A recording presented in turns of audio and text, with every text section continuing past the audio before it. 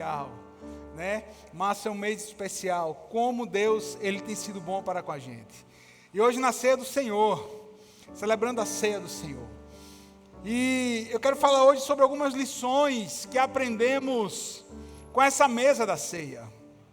Com essa mesa da ceia. Vamos imaginar, eu peço que você tente imaginar o que nós vamos ler aqui. Eu quero que você faça aí um exercício mental de imaginar que numa mesa semelhante a essa, só que com as pernas menores. Um lugar semelhante a esse, só que não com as luzes que nós temos elétrica, mas com os lampiões acesos, com almofadas e alguns tapetes num lugar, e ali Jesus, inicialmente com os 12. Jesus iria ensinar ali aos 12, e ficaria registrado por toda a história, lições que mudam a nossa vida até hoje. Eu quero que você faça aí esse exercício mental de tentar imaginar a Santa Ceia ali, aquela ceia. Alguns chamam de última ceia, mas não, na verdade foi a última Páscoa, né? A ceia que Jesus ele serviu aos seus discípulos. E Mateus 26 vai relatar um pouco disso. Eu não vou ler todo o texto. O versículo 1 de Mateus 26 e 2 diz assim: tendo Jesus acabado todos estes ensinamentos, disse aos seus discípulos: sabeis que daqui a 2 dias celebrar-se-á a Páscoa, e o Filho do Homem será entregue e crucificado. No mesmo capítulo, o versículo 17 diz assim: no primeiro dia da festa dos pães asmos, vieram os discípulos a Jesus e lhes perguntaram: onde queres que te façamos os preparativos para comeres a Páscoa? E ele lhe respondeu: ide à cidade ter com certo homem e dizei-o, o mestre manda dizer. Porque quando Jesus manda, nós obedecemos. Quando ele manda, as coisas acontecem. Quando ele ordena, as coisas acontecem. A última palavra é dele. O mestre manda dizer: o meu tempo está próximo. Em tua casa celebrarei a Páscoa com os meus discípulos. E eles fizeram como Jesus lhe ordenara e prepararam a Páscoa. Quem diz amém por essa palavra? E prepararam a Páscoa. Olha só. Imagine o dono daquela casa recebendo Jesus e os discípulos. Ali, ficou conhecido como cenáculo. Mesa, se você for para a arqueologia, já na Mesopotâmia já usavam mesas para refeições. Semelhantes às mesas que os hebreus eles estavam usando ali, com as pernas baixas. O romano ele usava mesas para os seus banquetes, e as mesas dos banquetes romanos, você pode tirar por favor, não é agora, você pode tirar por favor, a mesa do banquete romano era em forma de U, né? E ali eles colocavam para servir as pessoas. A mesa na Grécia Antiga, eles usavam nos banquetes, olha que coisa interessante, eles usavam mesas individuais, e ali eles serviam os banquetes.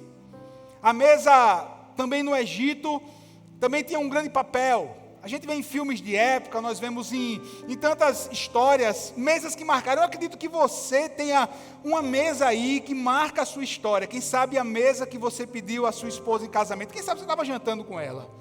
Ou até mesmo você que está namorando, você estava comendo aquela pizza e você recebeu ali aquele pedido de namoro. Mesas marcam a nossa história. Mesas marcam. Famílias sentam à mesa até hoje, né, para terem refeições. E nós devemos saber usar a mesa quando estamos com a família. A mesa não é lugar para discussão. Mesa não é lugar para ser colocado os pingos nos is. Mesa não é um lugar para que haja discórdia. Infelizmente isso acontece. Mesa é um lugar para comunhão. Mesa é um lugar para relacionamentos saudáveis. Mesa é um lugar para ensinamento em amor. Mesa é um lugar para tudo isso.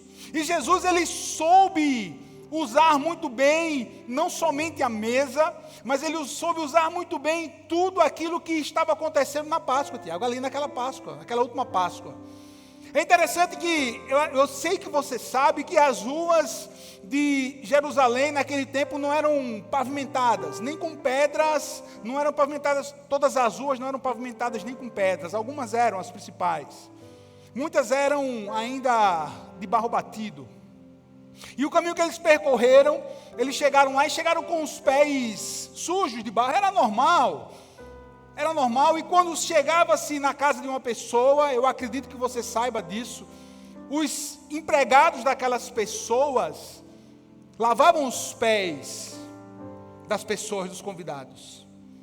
Mas aqui, naquela casa que era emprestada, não tinha funcionários, empregados para lavar os pés de ninguém. Então, acredito que Tiago olhou para João, João olhou para Tiago, Filipe pode ter olhado para Tomé.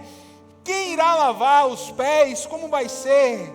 Ficaram jogando um para o outro, mas Jesus, ele toma para si a responsabilidade. Ele diz assim: senta aqui de um por um, eu vou lavar os pés de vocês. Não vai, Pedro, não vai lavar meus pés. Não, eu tenho que lavar os seus pés. E ali Jesus mostrando que através do serviço, eu vou estar servindo ao meu irmão de forma humilde. Quando eu sirvo ao meu irmão, quando eu sirvo a igreja, quando eu sirvo a minha família, eu vou estar, não bota ainda pela segunda vez, pode parar, não vai passar o vídeo não, muito obrigado. Quando eu sirvo em amor, eu estou cumprindo o mandamento do Senhor Jesus. Eu estou cumprindo o mandamento. Então, serviço, Jesus ali realizou naquela hora, ensinando aqueles homens o conceito de humildade da melhor forma. No cenáculo, no lugar das refeições, e a atitude de Jesus, lavando os pés daqueles discípulos. Antes de comer do pão e beber do vinho, Jesus ele vai falar que um daqueles 12 iria o trair. E eles ficam, acredito, atônitos. Até que Judas vai perguntar: sou eu, mestre? E Jesus vai dizer: tu que disseste. Vaza daqui, Judas, vai embora, vai fazer o que tu tem que fazer. Eu acredito que aquela saída de Judas, do cenáculo, não foi uma saída tranquila. Você acredita nisso, que foi tranquilo? Não, acredito que não. Quando ele se revela que ele seria o traidor, olha, eu não sei se você conhece um pouco a história, mas, por exemplo, Simão Zelote, ele era vou usar essa palavra, é muito forte, para você poder entender, tipo um terrorista. Eles queriam a todo tempo, né, que Roma fosse embora, e os zelotes eram aqueles que usavam até mesmo as facas para assassinarem pessoas e causar tumulto, assassinar, na verdade, soldados romanos. Eu acredito que Zelote pode ter puxado ali a faca e disse: vou matar você, Judas, e foi segurado. Eu acredito nisso. Foi um momento não muito de amor, não muito amigável, com certeza, mas Judas vai embora, trair Jesus. Mas Jesus não dá importância e ele continua ensinando aos discípulos naquela última Páscoa, naquela ceia. A refeição que Jesus ele vai servir, ele vai pegar os pães, ele vai partir o pão, e um texto conhecido, ele vai dizer: este é o cálice da nova aliança em meu sangue. Em outras versões diz assim: esse é o meu sangue da nova aliança, que é derramado por muitos em perdão de pecados. Fazei isso sempre que beberdes em memória de mim. Aleluia. Qual o significado dessas últimas palavras? Você já parou para pensar nisso? O significado das últimas palavras de Jesus: esse é o meu corpo e esse é o meu sangue entregue. Já parou para pensar nisso? Qual a mensagem, que mensagem poderosa Jesus estava falando ali, algumas horas antes da sua morte. Ele sabia que iria morrer. E ele tinha escolhido muito bem as palavras que ele estaria ministrando aos seus discípulos, e palavras essas que também ficariam marcadas para toda a história. Palavras tremendamente significativas. Todo o ensino de Jesus ali, naquela ceia, é para mim e para você. E eu quero deixar apenas 3 lições. Se você puder botar o slide da lição número 1, eu agradeço, por favor. o slide da lição número 1. São 3 lições. A primeira lição que eu aprendo nessa palavra é: a morte de Jesus é o centro do seu ministério. Diga assim: a morte de Jesus é o centro do seu ministério. Tendo dito essas coisas, disse Jesus aos seus discípulos: como vocês sabem, estamos a 2 dias da Páscoa, e o Filho do Homem será entregue para ser crucificado. Jesus estava falando a respeito da sua morte. A primeira lição aqui foi que Jesus nasceu para morrer. Já pensou nisso? Qual era o propósito da vida de Jesus? Morrer na cruz por mim e por você. O propósito da vida de Jesus: morrer na cruz por mim e por você. Sabe o que é que isso revela? O amor de Deus por mim e por você. Ei, Deus é amor. Você que chegou aqui nessa noite, deixa eu te lembrar essa frase: Deus é amor, e Deus é o amor perfeito, Deus é o amor constante, Deus é o amor verdadeiro. Ele amou tanto a mim e a você que entregou o seu Filho para morrer no seu lugar. Ele morreu morte de cruz, a pior morte existente. A morte de cruz, ela não era nem conversada entre os romanos, porque era algo tão terrível que não valia a pena conversar sobre aquele assunto. Era para os piores dos piores. E Jesus veio para morrer morte de cruz. Morte de cruz. Morte de cruz. Fazer isso em memória de mim. Olha só. Jesus está dizendo assim: façam o pão, partam o pão, tomem o vinho, em memória da minha morte. O que era que eles deveriam fazer? Simplesmente obedecer ao Mestre. Como nós somos felizes quando obedecemos a Deus. Como as coisas dão certo quando nós obedecemos. Como as coisas dão certo quando nós obedecemos os ensinamentos do Senhor. O pão, esse é o meu corpo, que é dado por vós. Esse pão aquele pão que Jesus serviu, a doutrina da transubstanciação não estava sendo transformado no corpo de Cristo. Esse pão aqui vai significar o meu corpo. Está sendo entregue por vós. Quando ele pega o vinho, vai dizer assim: esse vinho aqui é o meu sangue, está sendo derramado por vós. Derramado por vós para perdão dos vossos pecados. Derramado para que vocês possam ser comprados.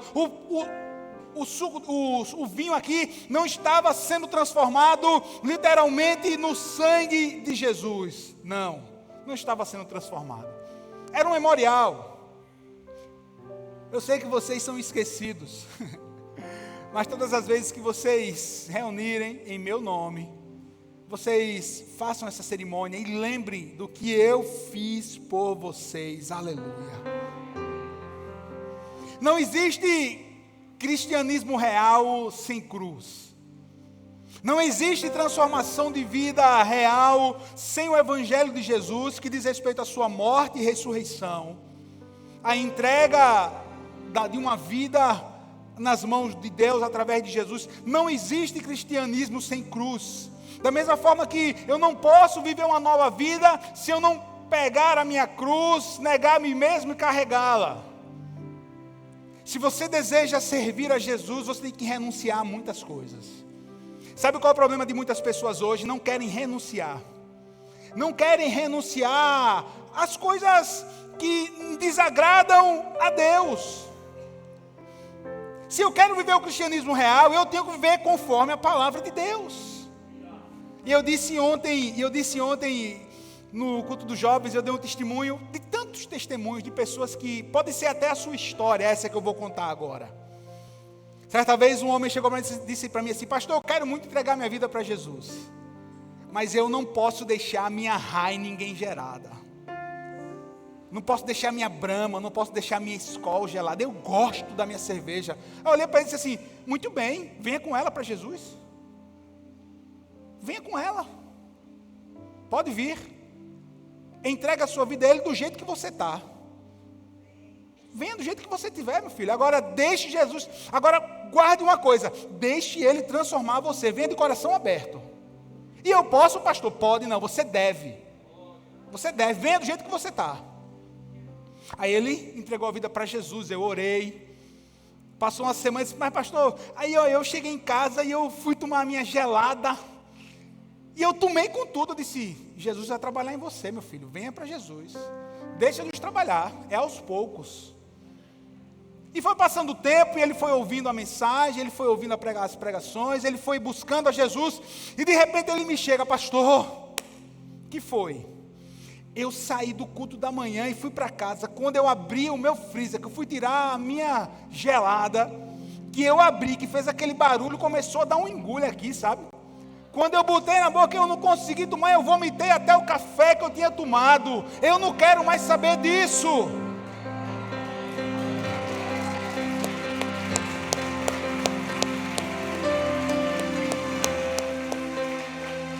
Eu não quero mais saber disso. Eu disse, Jesus acabou de libertar você. Porque não é pela força, nem pela violência, não é pela religião, não é pelo muito falar, é pelo trabalhar do Espírito Santo de Deus. E se você permitir, Ele vai arrancar tudo aquilo que desagrada a Ele. Deixa Ele trabalhar na sua vida. Venha como você está, mas não vai permanecer do jeito que você chegou. Porque Jesus transforma, Ele cura, Ele salva, Ele batiza no Espírito Santo e nós somos livres. Aleluia! Glória a Deus! Uhul! Esse Jesus é demais! Glória a Deus! Quantos mentirosos vieram com as suas mentiras? Quantos adúlteros vieram com seus adultérios? Quantos pornográficos vieram com a sua pornografia? E Jesus libertou. E Ele liberta. Não é a igreja, não é uma lavagem cerebral, é uma lavagem no coração. Uma lavagem no coração que foi feita na morte e na ressurreição de Jesus. Nós pregamos esse evangelho que transforma. E transforma de dentro para fora, é metanoia, é mudança interior. Não é mudar a roupa, não é carregar a Bíblia simplesmente debaixo do braço, não. É uma transformação real. Quem diz amém por isso? Guarde isso. Primeira lição, a morte de Jesus é o centro do seu ministério. Segunda lição, a morte de Jesus nos trouxe perdão e reconciliação. Diga assim, perdão. Diga assim, reconciliação.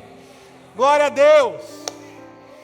Versículos 26 e 27. Enquanto comiam, Jesus tomou o pão, deu graças, partiu. Em seguida tomou o cálice e deu graças. Aleluia. Jesus estava falando dos propósitos agora da sua morte. De acordo com o apóstolo Paulo em Coríntios e Mateus no seu evangelho, as palavras de Jesus acerca do cálice, falava também sobre algo muito importante. Falava sobre a nova aliança. Diga assim, nova aliança. Quem sabe você é novo na fé e você não sabe o que é a nova aliança. Não sabe o que é a nova aliança. Deixa eu te explicar de forma muito simples. Quando a gente está falando aqui de Jesus, centenas de anos antes, Deus chamou um homem chamado Abraão. Deus chamou um homem chamado Abraão e disse que ia dar uma grande nação. O povo de Deus, ele sai da Mesopotâmia, vai até ali a terra, onde é a terra prometida, e ele constitui família. E os descendentes de Abraão, Isaac e Jacó. Jacó tem um filho chamado José, que vai ser governador do Egito. E o povo no Egito é cativo, passa 430 anos como escravos. E Deus vai levantar um homem depois de 430 anos aproximadamente para libertar esse povo. Esse homem chama-se Moisés. Como é o nome do homem, irmãos? Moisés. Deus vai chamar Moisés. E Moisés vai ser um instrumento de Deus para libertar o povo. É interessante, eu até gravei esse videozinho na sexta-feira, estou lembrando dele agora.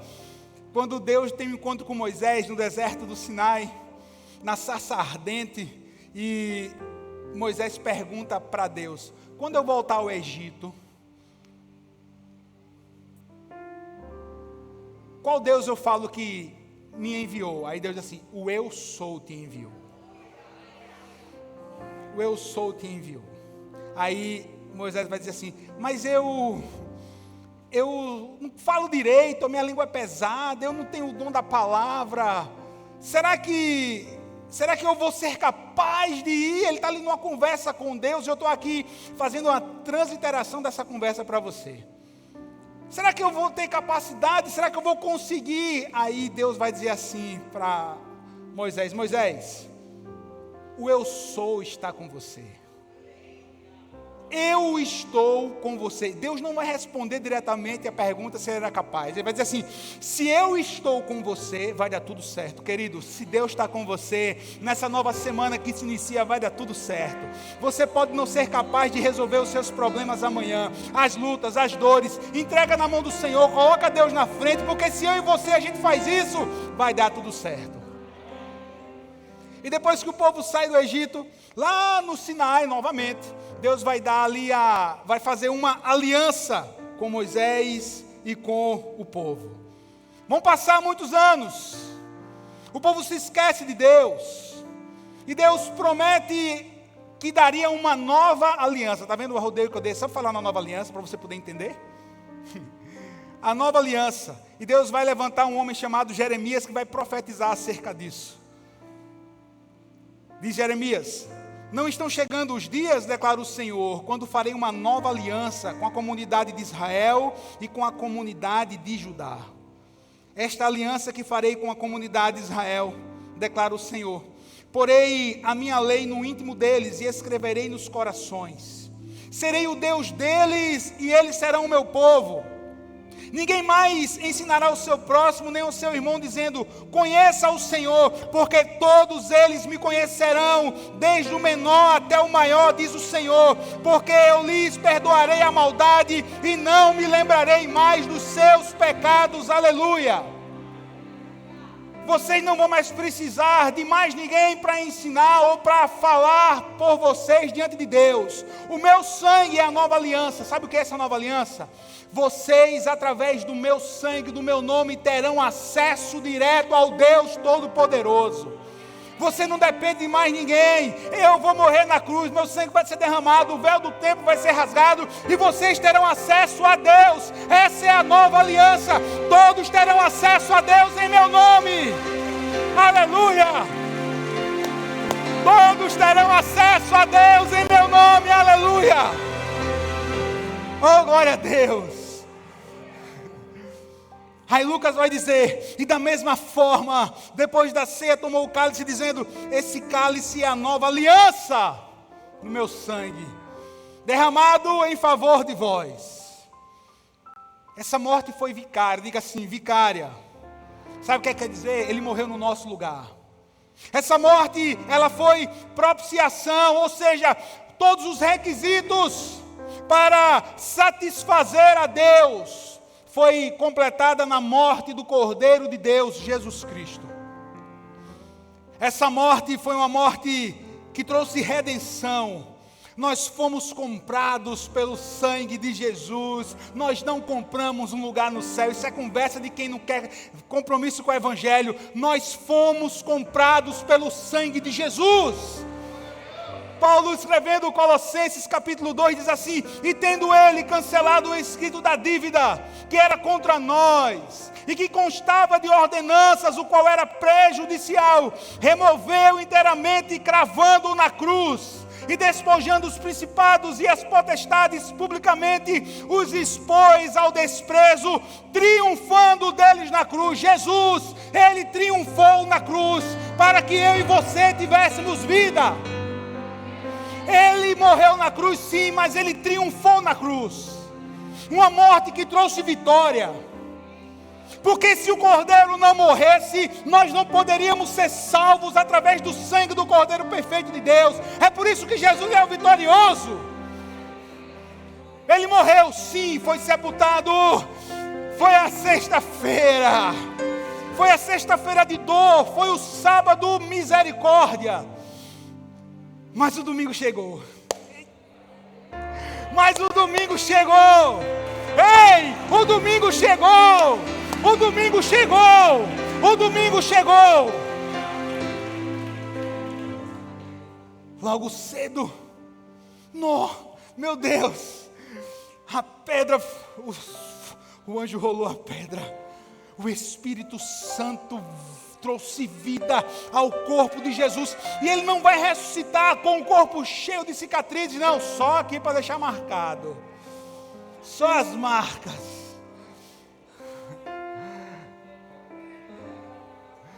Louvado seja o nome do Senhor Jesus. E Ele voltou à vida. E Maria, quando chega logo cedo, levando especiarias, que encontra a pedra fora do lugar, que não encontra o corpo de Jesus, ela entra em desespero. Ela vai entrar em desespero total. E ela na sua angústia, e ela no seu aperreio natural de quem amava o mestre, estava com o coração pesado, ela achava que tinham roubado o corpo de Jesus. Ela não reconhece Jesus. Ela diz assim: diz, quem foi que roubou o corpo? Onde está o corpo? Onde está o corpo? E Jesus vai dizer: Maria, meu Deus, meu Deus. Imediatamente ela parece surpreendida: Rabone, mestre, o Senhor está vivo, o Senhor está vivo, o Senhor está vivo. Rabone, Maria, eu estou vivo, estou vivo. Levanta, vai dizer aos outros e a Pedro, que estava em crise, que eu estou vivo. Nossa, Ele venceu a morte. Ele venceu a morte. Por isso que eu e você, a gente está aqui hoje. Porque quiseram matar Jesus, mataram. Sepultaram Jesus, sepultaram. Mas ao terceiro dia Ele ressuscitou. É por isso que Jesus hoje está vivo à direita de Deus, está sendo por mim e por você. Sabe qual é a prova maior disso? Passaram-se 2022 anos. E em toda a história, o povo desse Deus poderoso reúne para adorar, para louvar ao nome do único Senhor, ao nome daquele que é vivo, ao nome daquele que é o justo e fiel juiz, aquele que é o Salvador. As portas do inferno não prevalecerão contra a igreja do Senhor. E a gente está aqui, e a gente está aqui, celebrando a Ele, o Deus vivo. Aleluia! Louvado seja o nome do Senhor Jesus. Aleluia! Esse Deus, Ele é tremendo. Esse Deus, Ele é fiel demais. Que coisa linda a mesa da ceia. Que coisa linda a mesa da ceia. Fomos justificados, fomos reconciliados com Deus através de Cristo Jesus. E a última lição para a gente fechar, sabe qual é?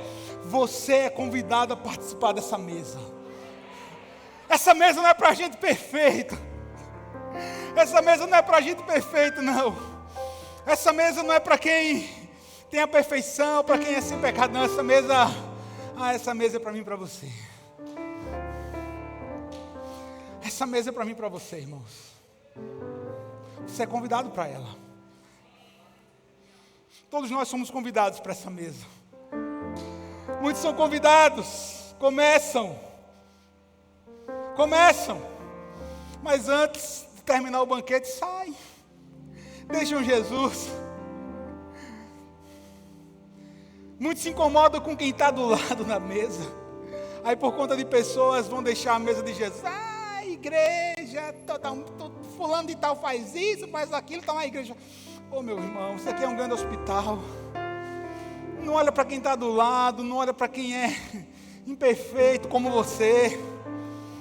Você tem que cortar uma coisa do tamanho da sua língua. Você está falando dos outros, a tua língua está desse tamanho, velho. Diga assim: eu fui convidado. Fui convidado. Jesus disse: tomem e comam. Olha, tomem e comam. Isso é o meu corpo. Bebam dele todos vocês. Isto é o meu sangue da aliança, da nova aliança, que é derramado em favor de muitos para perdão de pecados. Aleluia! Temos essa necessidade, queridos, de nos apropriarmos por fé da sua morte e da sua ressurreição. Jesus estava ali ensinando a respeito da sua morte, ali naquele cenáculo. Jesus tomou o pão, abençoou, quebrou, deu aos seus discípulos. Enquanto ele comia, ele estava ensinando o significado. Imagine só, Jesus pega o pão e diz assim: estão comendo esse pão, né? Estão comendo. Esse pão significa o meu corpo. Imagine os discípulos olhando um pedaço de pão e dizendo assim: nossa, significa o meu corpo, que vai ser entregue daqui a pouco, em memória de todos vocês, em favor de todos vocês. Esse vinho que vocês estão bebendo, lógico que é num copo menor. Esse vinho que vocês estão tomando, eles tomando o vinho, vocês estão tomando esse vinho que significa o meu sangue. Jesus não tomou sozinho, ele dividiu com os discípulos. Todos eles eram o quê? Diga assim: participantes. Participantes. John Stott, abre aspas para John Stott, ele vai dizer: o comer e o beber eram, como ainda são, uma parábola viva de recebermos a Cristo como nosso Salvador crucificado. E nos alimentamos dele pela fé em nossos corações. Jesus já havia ensinado por mensagens, por parábolas, mas agora ele estava ensinando algo muito profundo. João 6,53 diz assim: eu lhes digo a verdade, se vocês não comerem da carne do Filho do Homem e não beberem do seu sangue, não terão vida em si mesmo. Aleluia. Jesus estava prestes a entregar o seu corpo, para que nós pudéssemos nos apropriarmos pela fé de uma bênção futura. Que bênção futura é essa? Diga assim: a salvação. Quantos salvos tem aqui? Quantos salvos tem aqui? Quantos tem certeza? Eu tenho certeza, né? Eu tenho certeza disso. Eu sou salvo em Jesus. Eu tenho certeza disso. Eu não sei o que eu vou almoçar amanhã, mas eu sei que o meu Redentor vive e que no dia do Senhor eu vou me encontrar com Ele. Eu tenho certeza absoluta. Absoluta certeza. Certeza da minha salvação em Jesus. Por isso, não abra mão da sua salvação. Não abra mão da sua comunhão por Jesus. Não abra mão da sua comunhão com Jesus por nada. Não abra mão pela igreja que é falha. Não abra mão por pessoas que te feriram. Eles são falhos. Não abra mão da sua salvação por nada. O mundo é bom, mas passa e leva para o inferno. Mas Jesus é muito melhor e leva para o céu. E leva para o céu. E leva para o céu. Jesus não excluiu ninguém. Diga assim: Jesus não me exclui. Ele me convida. Ele convida você a participar dessa mesa. Ele convida você a participar dessa mesa. Aleluia. E lhes digo: de agora em diante não beberei desse fruto da videira, até aquele dia em que beberei do vinho novo com vocês no reino de meu Pai. Aleluia. Pode ter boas expectativas. Tudo vai passar e vamos nos encontrar com Jesus, com um corpo transformado, não com esse corpo. O espírito vai ser o mesmo, mas o corpo transformado. E vamos cear com Jesus. Vamos cear com os santos.